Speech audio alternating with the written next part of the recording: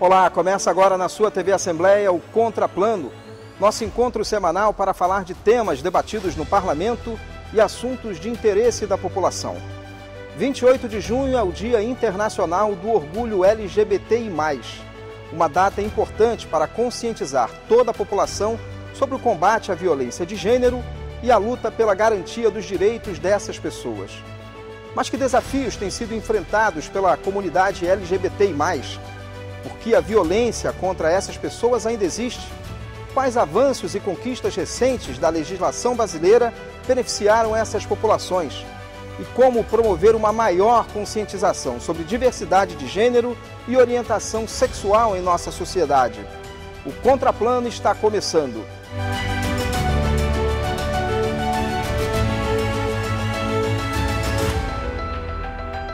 Para construir o programa de hoje, recebemos o coordenador de políticas LGBTI+, da SEDPOP, Alberto Lima, a defensora pública de defesa da população LGBTI+, Lindevânia Martins, e a representante do Fórum de ONGs LGBTI+, Rosana Lima.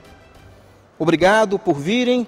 Queria começar falando, Betinho, sobre a importância desse dia 28 de junho, a importância do Dia Internacional do Orgulho LGBT+.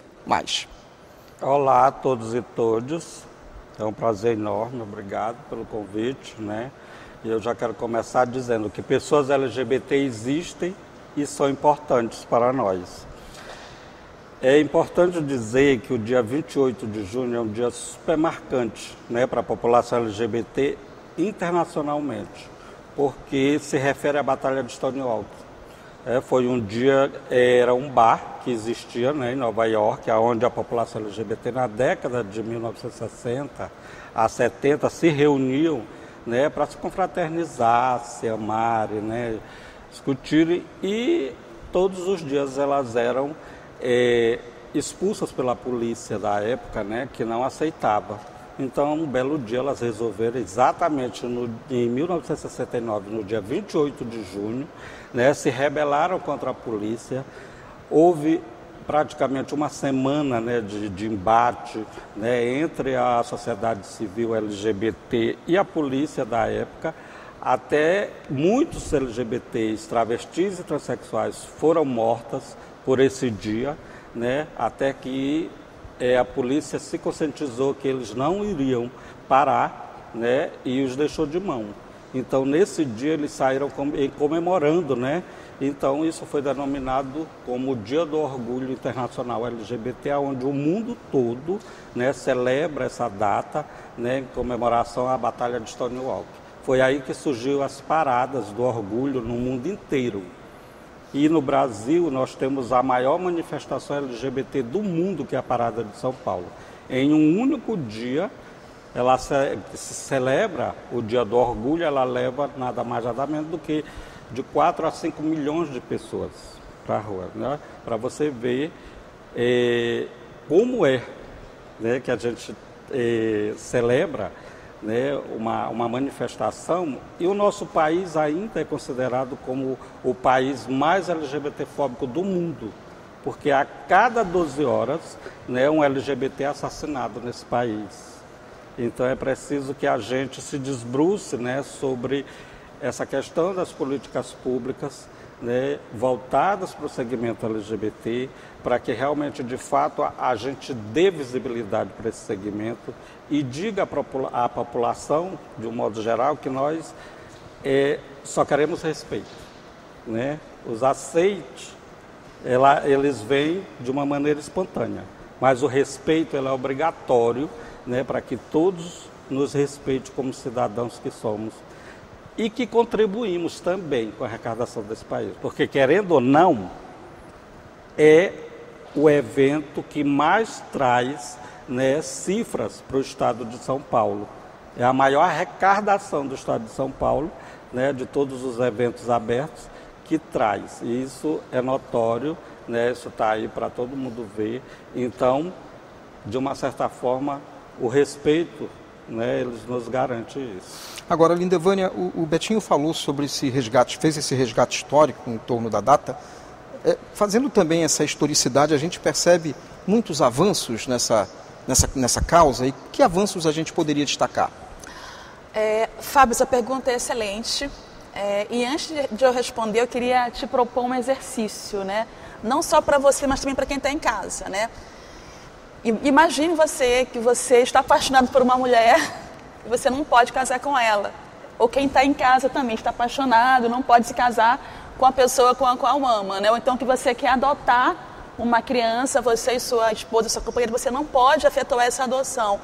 Ou uma coisa ainda que eu acho mais grave, que você queira de repente doar sangue para alguém que está precisando, por solidariedade, e você não possa efetuar a doação de sangue. Então, esses são alguns dos exemplos de ações que até algum tempo atrás eram vedadas, né, à população LGBTQIA+.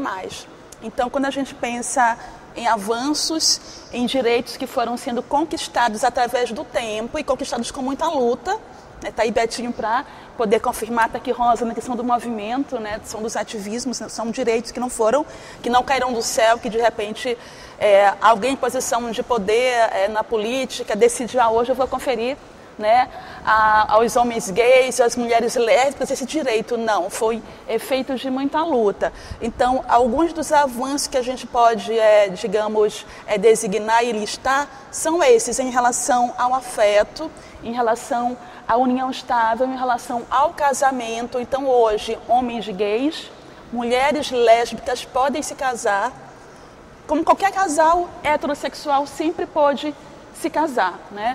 Então podem adotar filhos também, o que algum tempo atrás não podia. Então podem exercer essa parentalidade, né? Uma mulher lésbica com sua companheira ou um homem gay com seu companheiro. A gente tem que lembrar que nosso país, né, tem um grande número de crianças órfãs, inclusive crianças, né, de maior idade, e que elas não podiam, essas crianças, ir para lares, né, de casais lésbicos e casais homossexuais, né? Então, um homem gay hoje em dia, ele pode doar sangue, o que não podia. Aí a gente pensa, caramba, como é que não podia um homem gay, né, doar sangue para alguém que precisa? Pois não podia. Não é isso, Betinho? Não. Então, são avanços, né, recentes conquistados com muita luta. Eu também quero ressaltar e falar sobre a redesignação de nome e de gênero para mulheres trans, né? Então, é um nome social, é isso ou não? Isso seria o nome social, justamente. Então, uma pessoa que nasceu, né, com uma designação sexual X, com o nome X, e ela se compreendeu quando foi crescendo que ela não pertencia àquela identidade, né, que aquele nome não condizia com a pessoa que ela de fato era. Então, hoje a gente tem regras bem claras, né, que permitem que uma pessoa trans, um homem trans, uma mulher trans, né, ela possa se dirigir a um cartório e realizar um procedimento que é bastante simples para garantir que ela possa, de fato, ter em seus documentos, né, aquela designação na qual ela se compreende, a sua identidade de gênero. Se ela nasceu e foi compreendida inicialmente como um homem e se compreende como uma mulher, ela tem o direito de ter na sua identidade, no seu CPF, no seu passaporte, né, que ela é uma mulher, né, e que o seu nome é aquele, é Sofia, seu nome é Melissa, Maria, seu nome é Joana, e ser chamada daquela forma. Então a gente conseguiu avançar muito nos últimos tempos. Claro que está muito aquém do necessário, há muitas conquistas ainda a serem trilhadas, mas se conseguiu avançar muito quando a gente pensa em direitos LGBTs. E aí a gente está falando sobre o dia 28, o dia do orgulho, né? É importante a gente mencionar também que uma sociedade como a nossa, que é muito preconceituosa, que é muito discriminatória, ela faz com que a própria pessoa não consiga se olhar e não consiga se assumir. Ela cria um preconceito interno que faz com que a pessoa perca a sua autoestima, né? Então, por isso, a importância de se orgulhar de ser LGBT, né? E de pensar também no que a gente conseguiu avançar, porque eu acho que esse olhar sobre o avanço, né, faz com que a gente consiga, a partir do que a gente já conquistou, que a gente consiga reunir forças, né, para continuar lutando e para continuar conquistando outras coisas, porque nada é de graça, né? E E a gente tem também que lembrar, é uma coisa que a Angela Davis sempre fala, que a liberdade é uma luta constante, né? Então, é uma luta constante e mesmo que se garantiu, a gente tem que lutar para que seja de fato mantido e seja de fato conservado. Agora, Rosana, eu queria... Pois não, Betinho? Contribuindo assim, só com o Lindevan estava falando, dizer o seguinte, essa questão da resignação do nome social, né? Como fala, que eu nem gosto dessa história do nome social, né? Eu acho que é o nome com que a pessoa se identifica, né? Enfim, Lindevânia, ela se identifica com Lindevânia, eu sou Betinho, eu me identifico com Betinho, eu sou do sexo masculino, sou homem gay do sexo masculino, me identifico pelo sexo masculino. Lindevânia é uma mulher, se identifica pelo sexo feminino, e é assim que as mulheres trans e travestis se identificam, pelo sexo com que elas se olham e se enxergam.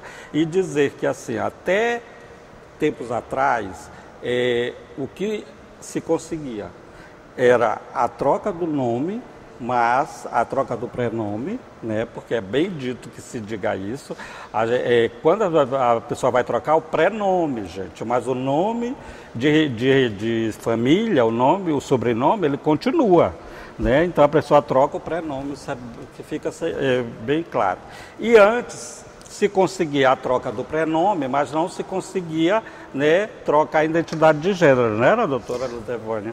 Então tinha esse imbróglio que a pessoa tinha que entrar com um processo muito longo, de duração de 2, 3 anos, conseguiam que fosse um juiz sensível, né, conseguisse cair numa vara de um juiz sensível para que esse juiz realmente, de fato, se desbroçasse e desse a identidade de gênero feminina para uma mulher trans. Porque às vezes conseguia trocar o prenome, mas o gênero continuava masculino, né? Isso era um entrave, né? Como é que eu tenho o nome de Maria e, né, continuo masculino, meu gênero? Então, isso foi uma conquista muito grande da Defensoria Pública, né? Essa sensibilidade da Defensoria Pública, junto à Corregedoria de Justiça, né, ao STF, para que realmente, de fato, essa conquista ela viesse a ser consolidada. E digamos já que tudo que essa população LGBT hoje tem de garantias de direito é graças ao STF, né? Porque nós temos hoje um Congresso hiperconservador, fundamentalista, que todas as nossas pautas, quando chegam, né, lá, elas são barradas. Tá? Aí nós temos o PL 122, né, que foi o primeiro projeto de lei que criminaliza a LGBTfobia nesse país. Ele nunca passou, ele nunca foi, né, sequer apreciado na Câmara para que realmente, de fato, ele fosse aprovado, né? Então, assim, se hoje nós temos a criminalização da LGBTfobia, hoje arranjada, porque é um arranjo na lei do racismo, né? Nós não temos uma legislação específica que criminaliza a LGBTfobia. Nós temos um arranjo que foi feito dentro da lei do racismo, né, para que criminalize a LGBTfobia nesse país. E graças a isso, né, graças a essa luta do STF, aos órgãos de defesa como a OAB, a Defensoria Pública, né, e outras manifestações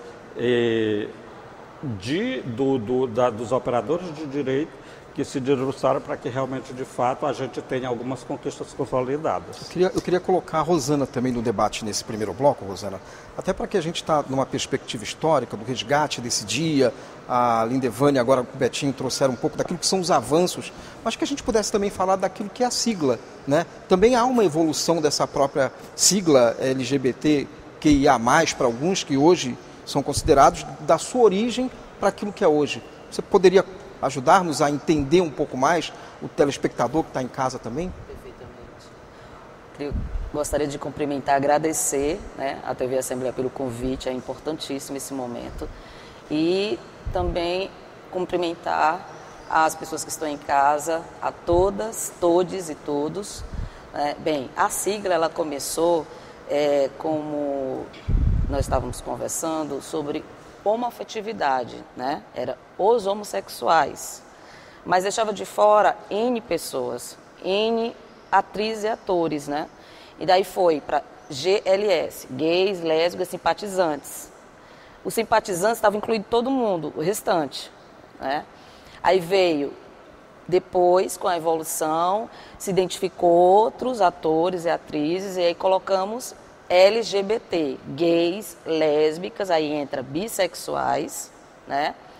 Não, me engano, vou me corrigir, era LGBTT, eram 3 T's, né? Eram gays, lésbicas, bissexuais, trans, travestis e transgênero. Aí, numa assembleia, em consenso, por que 3T? Bota só um que contempla os demais. E aí ficou GLBTT, ou melhor, T. As mulheres, não só as cis, mas nós mulheres, temos o direito também de ocupar. E por que gay? Por que só os homens? Então, numa assembleia em Brasília, foi com muita luta, conseguimos colocar as lésbicas primeiro lugar, né, na sigla. Aí ficou LGBT, que é atual. Quebrando até um pouco essa ideia de sociedade patriarcal. Né, patriarcal. Então, o feminismo também tem que estar nisso. Nós também temos que lutar, né, pelos nossos espaços. Então, mudou-se para LGBT, que é lésbica, gay, bissexuais e trans. Aí vem o mais, que contempla o intersexo, pan, queer e por aí vai. Eu queria depois ouvi-la de novo, a gente está terminando esse primeiro bloco. A gente está falando de diferentes grupos, né, que fazem parte dessa sigla, né? São diferentes especificidades, diferentes desafios que cada um desses grupos tem. Queria te ouvir depois do intervalo para falar sobre isso, tá bom? Mas agora a gente vai para um rápido intervalo e na volta continuamos a nossa conversa. É um instante só.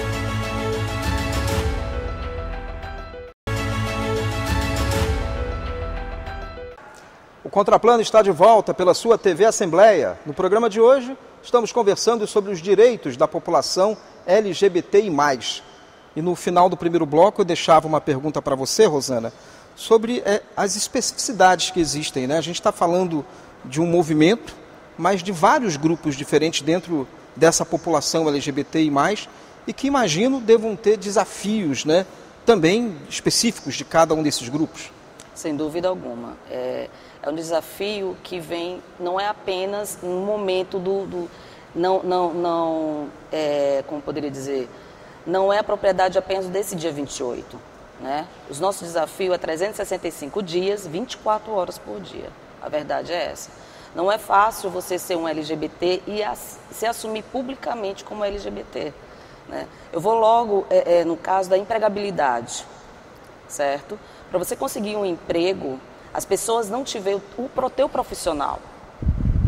Se você tem passabilidade, o que é passabilidade? É aquele LGBT que a pessoa não identifica como gay ou como lésbica, né? Uma lésbica feminina, um gay masculino. Então, o que acontece? Esse é fácil de conseguir emprego.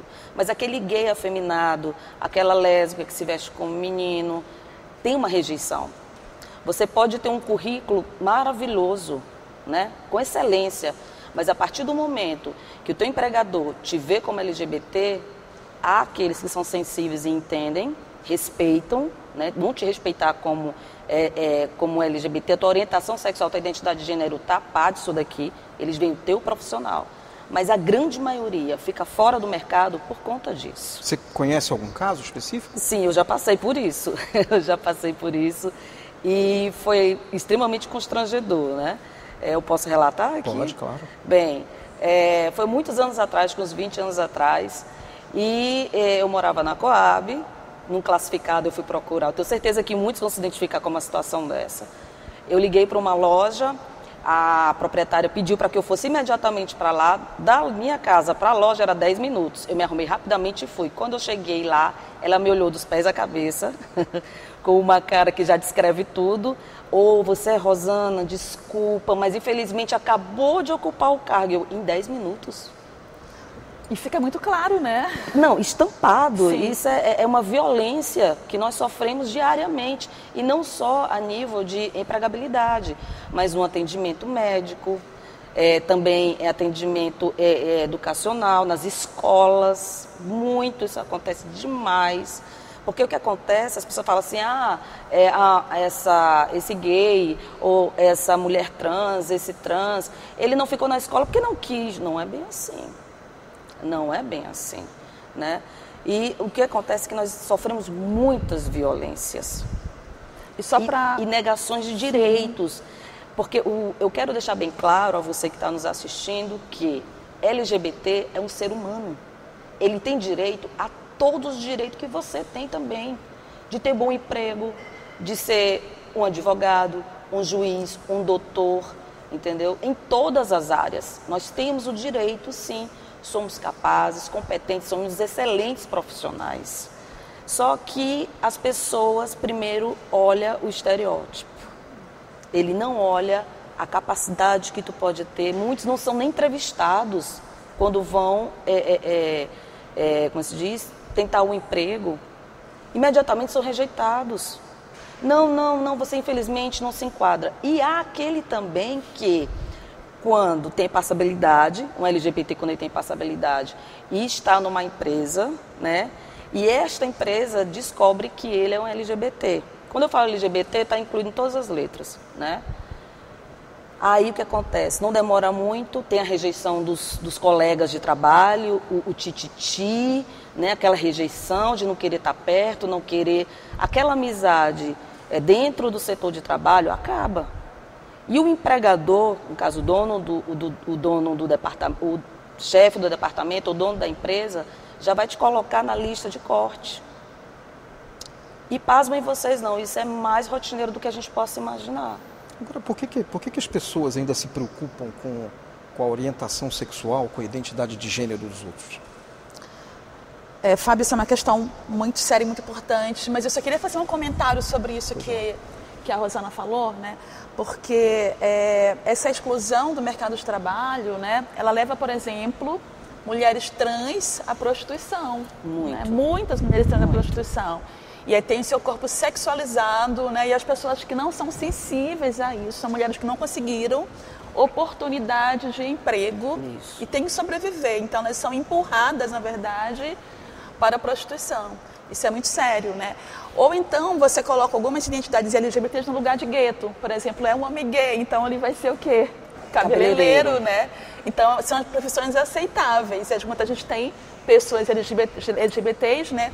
No direito, na comunicação. Doutores no esporte. Então, em vários lugares, né? Em vários lugares da nossa sociedade, com uma contribuição muito importante para a nossa cultura. Para a cultura, na literatura, na música, na política, na educação, pedagogos, exatamente, excelentes né? pedagogos. Por isso a importância do Dia do Orgulho, para a gente estar resgatando essa história, essa contribuição para a nossa cultura, né? Quanto à tua pergunta de por que a discriminação, né? A gente tem que lembrar que nossa sociedade é uma sociedade que se estrutura em hierarquias, né? Então, quem é que está, digamos, no topo da hierarquia, né? São os homens, né? Os homens brancos, heterossexuais, né? Então, tudo que não é branco já vai sofrer uma discriminação. Então, o branco e o negro. Tudo que não é homem, também. Então, as mulheres, se for uma mulher lésbica, pior ainda, né? Não é heterossexual, é gay, é lésbica, está fora do topo, fora desse padrão, né? E mais recentemente a gente fala em ser cis e em ser trans. Eu não sei se quem está em casa sabe exatamente o que é uma pessoa cis, né? Mas uma pessoa cis é alguém que foi identificado ao nascer como pertencendo a um sexo específico. Por exemplo, eu como mulher, você como homem, Betinho como homem, Rosana como mulher. A gente cresce compreendendo que a gente de fato faz parte daquele grupo, né? Então somos pessoas cis, né? E pessoa trans é quem é? Uma pessoa que, no seu desenvolvimento, ela compreende que ela não pertence àquela identidade. Então, aí é um outro foco de preconceito e discriminação. E é importante que a gente possa abrir nossos olhos, né, nossas perspectivas, porque o mundo é muito mais do que aquilo que a gente conhece, que a gente vê. Então, a gente herda uma tradição, que é uma tradição machista, uma tradição heterossexual, e a gente introjeta aquilo, a gente incorpora aquilo sem senso crítico, né? por que, né, que ser heterossexual é superior a ser um homem gay, uma mulher lésbica, né? Por que ser homem é superior a ser mulher? E a gente tem que falar isso hoje, quando a gente está falando sobre orgulho LGBT, por quê? Né? Porque a gente tem uma luta das mulheres lésbicas muito grande. Então, a gente tem duas frentes de luta, né? Muito grande. Lutar contra o machismo e lutar contra essa heteronormatividade, né? Essa situação dessas populações, ela se agrava, por exemplo, quando a gente está falando, Betinho, de um gay negro, de uma lésbica indígena. Isso se torna ainda mais complicado para essas populações? Muito. Só complementando, a gente vive numa sociedade, né, sexista, né, machista, LGBTfóbica, preconceituosa, discriminatória, aonde as minorias, né, elas sempre são ridicularizadas. E a população LGBT, ainda pior ainda, né? Não importa se você é o homem de toga, não importa se você é aquela travesti, né? Aquela mulher travesti negra, pobre, que vive lá no quilombo, que trabalha, que da roça, enfim, o preconceito é o mesmo. Apesar de ter uma diferença na questão da discriminação, né, porque as populações mais vulneráveis, esse preconceito ele chega de uma forma velada, ela chega de uma forma mais incisiva, né, porque as pessoas não se limitam em discriminar, em ridicularizar, né, pela forma como a pessoa se apresenta, né, do que daquelas pessoas que, né, são mais estudadas, que estão numa posição social mais adequada. Mas o preconceito é o mesmo, né? Porque se você é um jornalista de renome, mas você é gay, quando você vira as costas, olha aquele viadinho, né? Olha aquela sapatão ali, né? Quer dizer, então o preconceito é o mesmo, por conta, né, desse machismo, dessa LGBTfobia enraizada que a população, de um modo geral, traz. Então é preciso que o respeito ele seja mútuo, né? É preciso que respeitem a pessoa humana, né? O cidadão humano tenha esse respeito, tenha esse respeito da sociedade, para que realmente a pessoa possa de fato, né, ter essa visibilidade como pessoa. Não é porque eu sou um gay efeminado, né, ou eu sou um gay macho que não me apresento para a sociedade, né, como aquele estereotipo que as pessoas acham que todo gay, que todo LGBT tem que ter, né, que é a lésbica machuda, que é o gay efeminado, fresco, entendeu? Cheio de frescura, que eu não mereço o respeito das pessoas. Cada qual que seja cada qual.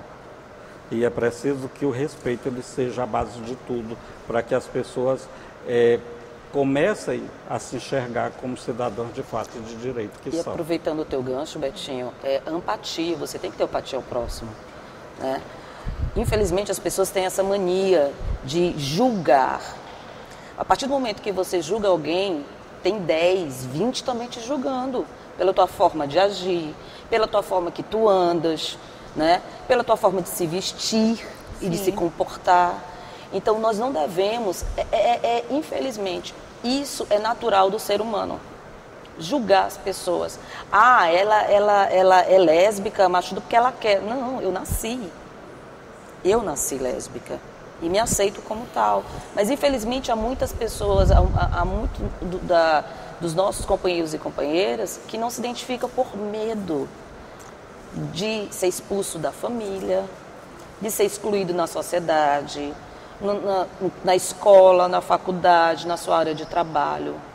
E isso tem algo a ver demais com a saúde mental desse cidadão e dessa cidadã. Porque a partir do momento que você não tem saúde mental, você pode ter certeza que o resto tudinho está comprometido. Totalmente. Como você se veria, você de casa, se você não pudesse externar o que você é e ser feliz? Porque nós não vivemos apenas para o trabalho. O trabalho é uma consequência de você ter uma vida confortável e poder ter uma vida digna, né? A felicidade ela é momentânea, mas a felicidade espiritual e mental, ela é fixa. Se você não estiver bem, você não consegue exercer bem o teu trabalho, você não vai conseguir passar energia positiva para o teu companheiro ou companheira. Então, nós LGBT, essa discriminação, essa LGBTfobia toda, mexe muito com o psicológico. Ah, isso é frescura, isso é besteira. Não, não é besteira. O maior índice de suicídios na população LGBT é por conta da saúde mental, que é abalada. Pense você, sendo pessoa deficiente, negro e LGBT, sendo idoso, LGBT e negro.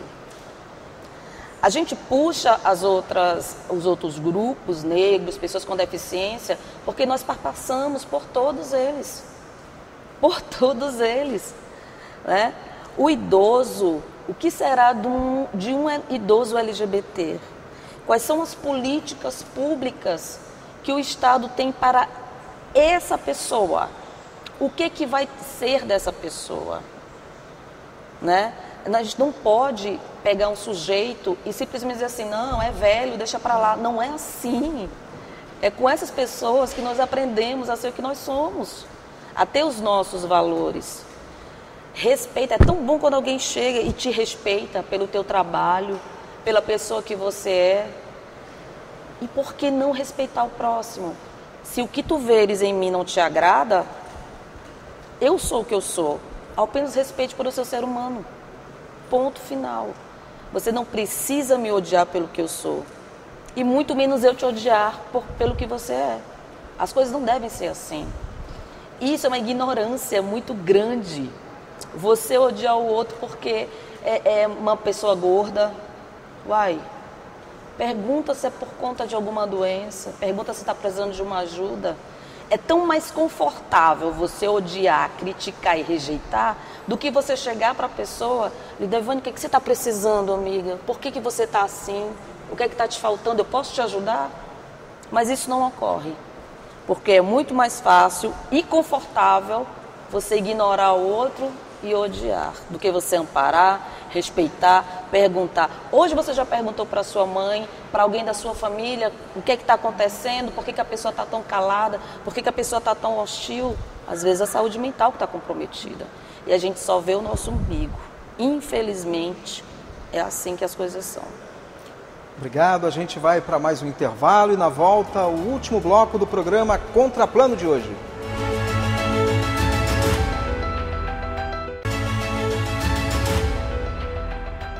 Voltamos para o último bloco do programa Contraplano, aqui pela sua TV Assembleia. Hoje discutindo os direitos da população LGBTI+. Os nossos convidados, coordenador de políticas LGBTI+, da SEDPOP, Alberto Lima, a defensora pública de defesa da população LGBTI+, Lindevânia Martins, e a representante do Fórum de ONGs LGBTI+, Rosana Lima. Bom, a gente começa esse terceiro bloco, um pouco em cima da fala da Rosana, que finalizou o bloco anterior, mas que a Lindevânia queria fazer uma fala, não, Lindevânia? Sim, a Rosana trouxe um ponto muito importante, que ela abordou a questão etária, né? Falou sobre os idosos, sobre os LGBTs mais velhos, né? E aí tem uma questão muito delicada, que é a questão da infância, da adolescência LGBTQ, da juventude LGBTQ, né? E aí a Rosana também falou o seguinte, eu nasci assim, né? Exato. Eu imaginei ela, menina, crescendo, né? Uma menina masculinizada, lésbica, né? Gostava de bola. Gostava de jogar bola com os meninos, né? E aí, Fábio, o primeiro local, né? Onde uma menina lésbica, um homem gay, né? Uma mulher trans, um homem trans sofre violência, infelizmente, é na sua casa, sim, na sua família. Então a gente tem vários casos no Maranhão, no Brasil, o mundo afora, de crianças, né, LGBTs, né, que por não serem aceitas, por serem discriminadas, né, elas são violentadas no seu direito de crescer livremente, né, por pais que querem transformá-las, né, transformar uma menina masculinizada em mulher, ou transformar um menino que já mostra que ele tem, né, tendências afeminadas, transformar esse menino em homem. Então a gente tem casos de crianças que são, inclusive, chegam a morrer, são punidas, né, e chegam a morrer. E isso é muito sério, isso é muito grave, porque a família, o nosso lar, é o lugar onde a gente tem que receber o quê, né? Receber afeto, receber acolhimento. Então, se alguém em casa nos assiste agora e tem um filho, uma filha que é LGBT e tem um comportamento, né, que não mete acolhimento, que repense, né, essa relação. Então, assim, o mundo lá fora já é tão hostil contra um homem gay, contra um menino gay, contra uma menina lésbica, que tudo que ela não precisa é que seu pai também seja, que sua mãe também seja, que seus irmãos também sejam, tio, avô, né? Então a gente tem que criar uma cultura, de fato, de respeito, de acolhimento, e isso começa em casa. Começa com a nossa família que está nos assistindo agora. E aí a importância, Fábio, da gente ter esses espaços de informação e de debate como esse aqui da TV Assembleia. Importante que a gente possa falar sobre isso nas famílias, nas escolas, nas igrejas, porque isso é respeito a favor dos seres humanos. É muito sério, é muito grave, e uma sociedade que não respeita a população LGBT não respeita ninguém. É aquela história, né? Só para contribuir com a fala da Lidevânia, se você descobre que o seu filho ou sua filha é o LGBT, ele não vai deixar de ser seu filho. Você não pode deixar de amá-lo por conta disso. Absurdo. Ah, mas eu não fui assim que eu criei esse menino vai ter que me dar neto. Ele pode te dar neto. Você não vai deixar de ser avô, avó, ele não vai deixar de ser teu irmão, o que você sempre brincou com ele. E o amor da família mexe muito, mexe demais. É como eu já tinha dito anteriormente, o maior índice de suicídios é por conta dessa rejeição, não só externamente, mas também internamente na família. Para você ter uma ideia, Fábio, infelizmente, o índice de estupros no lar em relação às mulheres lésbicas é gigante. Só que isso não é socializado, isso não vem à mídia, que é chamado estupro corretivo. Ah, mas eu nunca ouvi falar. Entra na internet que você vai ver, é assustador. E não é de pessoas desconhecidas. Ah, você não gosta de homem, pois eu vou te ensinar a gostar de homem. E o pai vai e estupra. Aí passa de mão em mão. Você já imaginou você ter que ser obrigado a comer, a vestir, a estar no local onde você não quer, que você não gosta? Imagine seu corpo ser violado por alguém que te criou. É um absurdo. É um absurdo. E eu não estou criando rosas aqui, não. É algo que existe e não é de agora. Então vamos repensar novamente. Olhe hoje para o seu filho, para o seu irmão, para o seu ente querido que é LGBT, que você sempre evita, e procure resgatar o amor que você tem por ele. Porque depois da morte é só terra. Não dá para dizer, chegar no caixão, me perdoa. Não, chega hoje, conversa, olha, isso não é da minha educação, é algo que eu não aceito, mas eu vou começar a te enxergar de outra forma. Como é que está a tua vida? Senta e conversa. Não é com surra, não é com expulsão, botando esse LGBT na rua, que você vai fazer com que ele se torne hétero. As coisas não são dessa forma. Nós nascemos, não é uma opção. Eu não optei ser lésbica, eu nasci lésbica. É diferente. Betinho não escolheu ser gay. Ah, hoje eu vou aqui no meu guarda-roupa, eu vou ser gay. Não, a gente escolhe um carro, uma casa, a gente escolhe até a pessoa que a gente vai paquerar, uma roupa, uma comida. Não é opção ser LGBT. Nós nascemos assim. Eu queria aproveitar esse terceiro bloco para que a gente também pudesse falar de cada uma das entidades, organizações que vocês representam, qual o papel que ela faz em termos de política, monitoramento, acompanhamento das populações LGBT. Começando com você, Betinho. Tá, hoje a Secretaria de Estado de Direitos Humanos, ela coordena a política estadual LGBT, né, ao longo desses anos todos, desde 2015, na reestruturação da Secretaria de Estado de Direitos Humanos, a gente tem trabalhado essa questão do empoderamento político das organizações não governamentais, né, tem levado esse empoderamento também para as gestões públicas municipal, né, a nível de Estado. Hoje a gente tem 8 municípios que estão trabalhando a questão dos seus planos municipais de política pública LGBT, porque se faz necessário, né, essa política ser visibilizada dos municípios para que essas pessoas de fato realmente tenham, né, oportunidades, né, de estarem inseridos nos vários programas que os municípios ofertam como Estado. Hoje nós temos em andamento o Plano Estadual de Políticas Públicas, que já se encontra na Casa Civil para que o governador decrete, né, esse plano ele abrange 15 secretarias de Estado, né, para que quando ele seja sancionado pelo governador, as secretarias coloquem nos seus PPAs aquelas ações voltadas para o segmento LGBT. Né. Nós temos hoje o plano de empregabilidade também, que é um plano que ele já se encontra, né, na Casa Civil pela Secretaria de Trabalho e Renda, para que realmente, de fato, o Estado ele comece a visibilizar essa população como cidadãos de direito que tem que estar inseridos no mercado de trabalho. Nós temos hoje, que já foi decretado há umas 3 semanas atrás, se eu não me engano, é isso, Rosana? O plano da saúde integral da população LGBT, né, que nessa atual administração do Dr. Tiago, ele já sancionou, o governador, aliás, ele já encaminhou, o governador sancionou, que hoje a gente está criando um grupo de trabalho para trabalhar essa questão da saúde integral da população LGBT, porque se você não sabe, hoje a gente precisa ter um tratamento humanizado para essa população quando ela chega nas UBS, nos hospitais macro-regionais. Hoje nós temos um ambulatório no Estado que faz esse acompanhamento do processo transexualizador, que é para que as pessoas travestis, transexuais e homens trans não façam sua hormonização de uma maneira aleatória.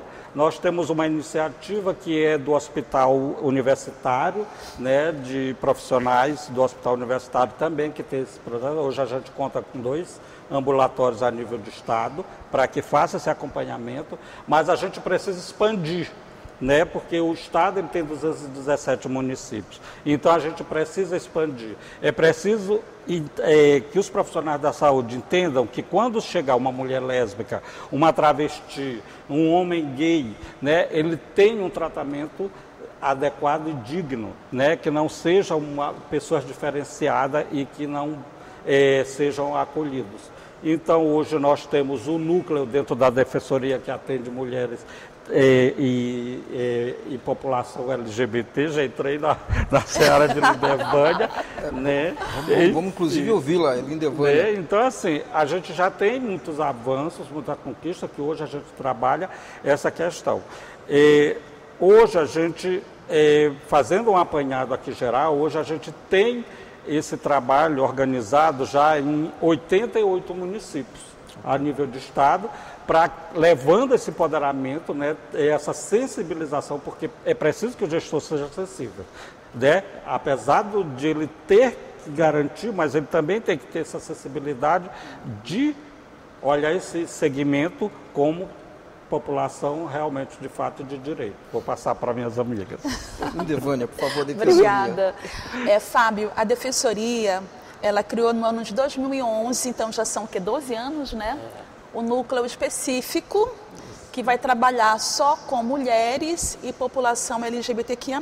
Tá? Esse núcleo fica aqui na capital, na Casa da Mulher Brasileira, ali perto do São Luís Shopping, aqui em São Luís. Um local bem fácil, que funciona das 18 horas até às 5 da tarde de modo ininterrupto, né? Mas, assim, a Defensoria, ela presta atendimento à população LGBTQIA+, no Maranhão inteiro. Onde há Defensoria Pública, onde há o núcleo nosso, há atendimento à população LGBTQIA+, né?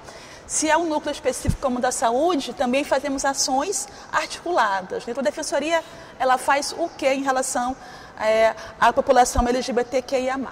Então, a gente presta atendimento individual, orientação jurídica, a gente acompanha demandas, né? Inclusive eu falava com a Rosana mais cedo que a gente tem umas demandas, né?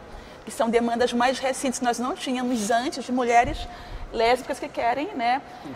Realizar exatamente a maternidade. Então foram mulheres que fizeram um procedimento de inseminação caseira, que não tem, digamos, uma previsão legal de como é que vai se dar depois o registro da criança, e nos procura para a gente poder fazer esses acertos legais, né? Nós também atuamos muito fortemente com a população trans, né? Nós somos pioneiros no mutirão de retificação de nome e de gênero.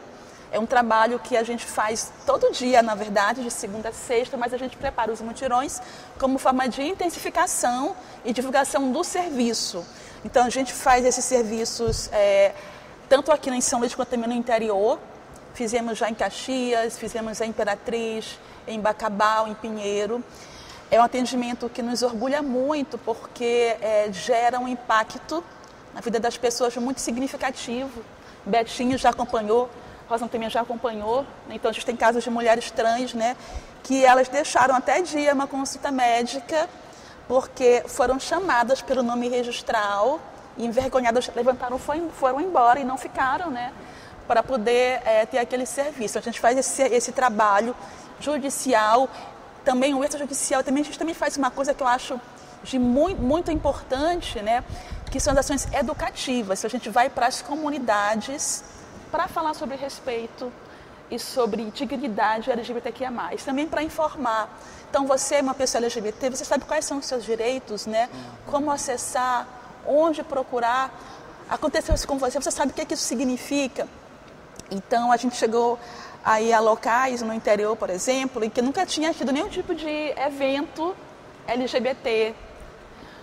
Cidades muito pequenas, né, em que a gente fez capacitação, e pela primeira vez as pessoas ouviram falar sobre direitos LGBT. Eu quero fazer um relato, Fábio, que eu acho muito curioso, porque eu estive numa cidade aqui do interior.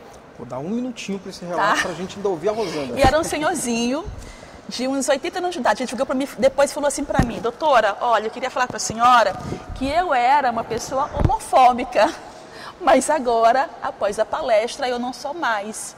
E a gente vê que é possível mudar e é possível se construir uma cultura de respeito.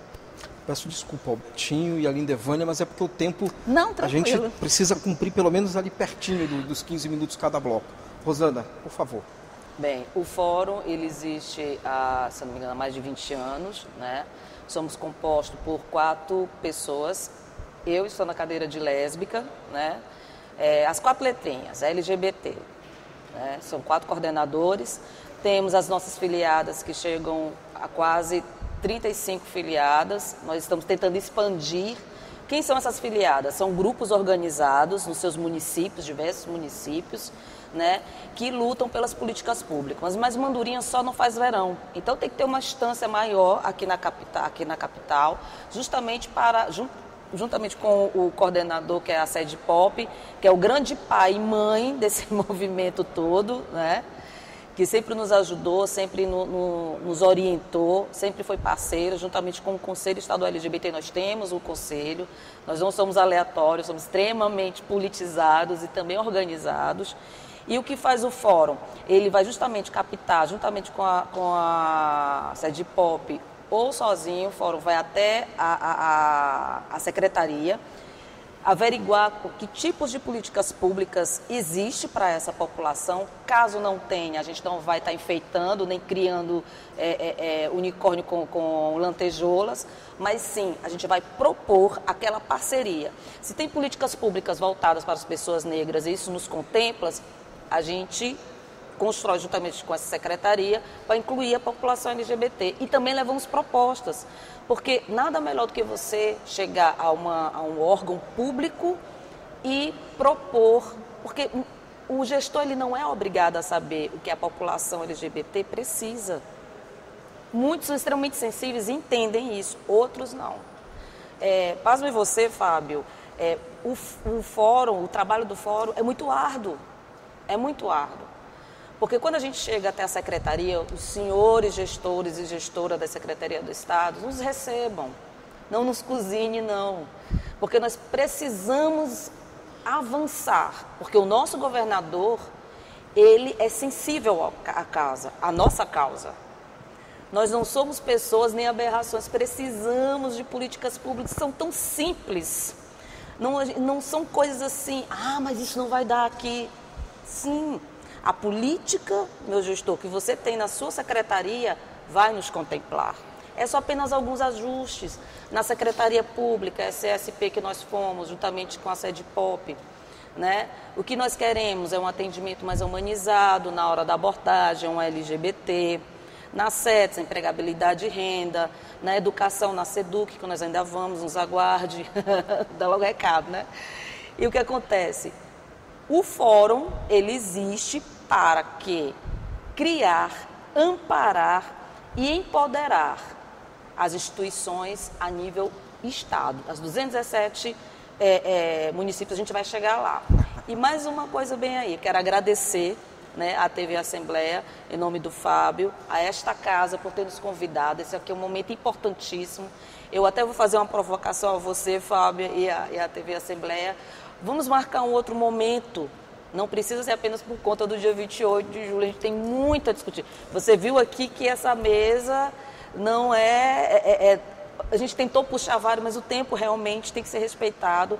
Mas a nossa ansiedade, a nossa sede, a nossa necessidade é imensa, imensa. E nós precisamos discutir sim, né? E que as outras emissoras também nos chamem para um diálogo, porque aqui não foi apenas uma entrevista, mas eu me senti extremamente acolhida, porque foi um bate-papo, né? Obrigada por você ter nos deixado à vontade de falar de fato tudo que... O que tem aqui foi apenas a ponta do iceberg, porque tem muito mais coisas para nós discutirmos. Nós é que agradecemos imensamente, tenho certeza que para quem está trabalhando aqui nesse momento também foi um momento de aprendizado também, né? Como tem que ser todo o debate, né? Da gente também compreender, da gente entender as especificidades de cada diálogo, e fica assim essa promessa aqui no Contraplano e também em outros programas que a gente tem para a gente voltar a discutir a questão dos direitos das populações LGBTI+. Obrigado. Chegamos ao fim do programa de hoje. Você pode assistir a reprise dessa edição em nossa programação ou em nosso canal do YouTube. Até a próxima semana com mais um Contraplano.